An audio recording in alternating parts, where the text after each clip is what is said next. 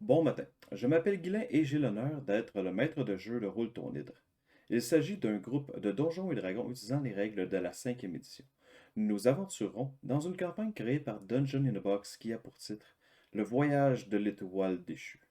Pour cette aventure, je serai accompagné de Fairyfinger, de Lady Camellia ainsi que de Miss Chopper. Il nous fera plaisir tout au long des épisodes de vous divertir, mais également de vous permettre d'influer dans les événements qui s'y passeront. Mais tout d'abord, je vous propose de faire un petit tour d'histoire. Prologue.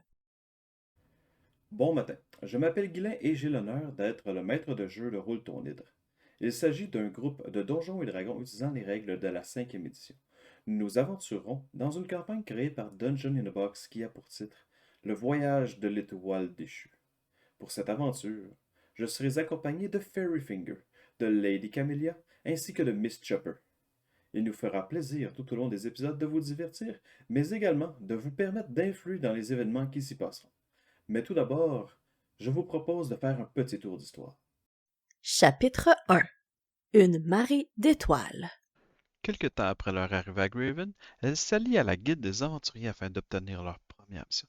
Celle-ci consiste à retrouver un artefact pour Sandra et c'est sans poser de questions sur celui-ci qu'elles partent accompagnées de Roland leur guide pour y parvenir. Après quelques rencontres en route, elles arrivèrent en bordure de ce qui semble être un temple dédié aux étoiles.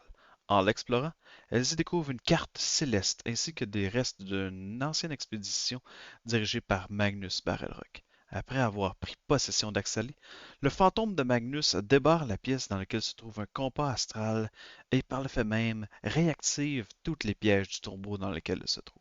C'est de peine et de misère et en côtoyant la mort qu'elle retourne à Havre-Gris en prenant soin d'éviter le Bernard l'ermite dormant sous un crâne de dragon ainsi qu'un ours hibou qui leur barrait la route.